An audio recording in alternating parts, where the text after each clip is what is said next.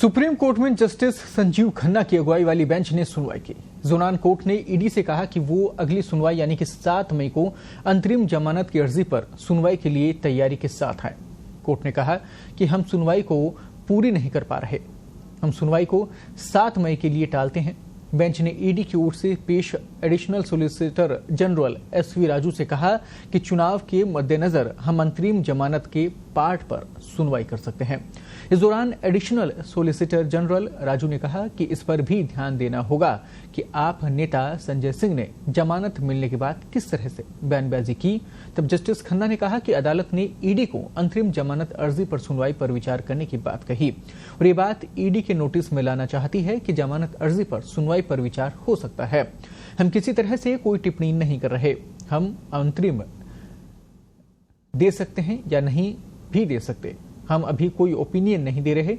Court ने ED के वकील से कहा कि वे निर्देश लें कि चूंकि केजरीवाल एक आधिकारिक पद पर हैं, ऐसे में क्या वो ऑफिशियल फाइल पर दस्तखत कर सकते हैं। इस दौरान जस्टिस खन्ना ने पूछा कि दिल्ली में चुनाव की तारीख कब है। इस दौरान सिंघवी ने दलील पेश करते हुए कहा कि जब तक गिरफ्तारी नहीं हुई थी तब तक केजरीवाल आरोपी नहीं थे। ईडी का खुद का स्टैंड था कि केजरीवाल को पीएमएल एक्ट की धारा 50 के तहत समन जारी किया गया था। इस एक्ट के तहत ये खुद से तय नहीं हो सकता कि समन आरोपी के लिए है।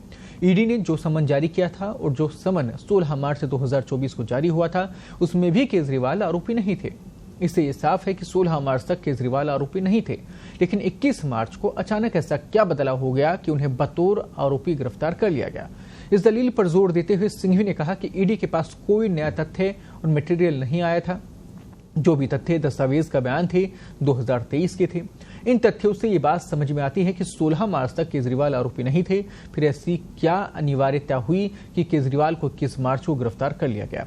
सिंघवी ने कहा कि ईडी ने उन बयानों को छिपाया जो केजरीवाल को दोषमुक्त करते हैं। ईडी का आरोप है कि दिल्ली आबकारी नीति बनाने में केजरीवाल का सहयोग था। ईडी का आरोप है कि आपके मुखिया के तौर पर वे परोक्ष तौर पर जिम्मेदार हैं।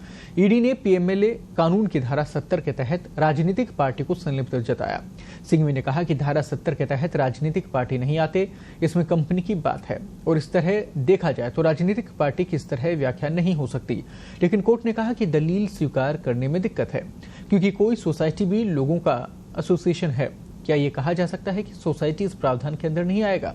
जस्टिस खन्ना ने ईडी से याचिकाकर्ता की उस दलील पर सवाल किया जिसमें याची ने कहा था कि उन बयानों को हटा दिया गया जो बयान केजरीवाल को दोषमुक्त कर रहा था। तब एडिशनल सोलिसिटर जनरल राजू ने कहा कि मामला बिना तथ्य का नहीं है।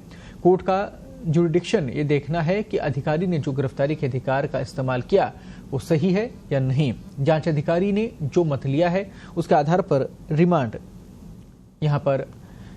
की मांग हुई और स्पेशल कोर्ट ने रिमांड आदेश पारित किया। इतना ही नहीं, गिरफ्तारी से पहले हाईकोर्ट ने मटेरियल को देखा था और गिरफ्तारी को केजरीवाल को राहत देने से मना कर दिया था।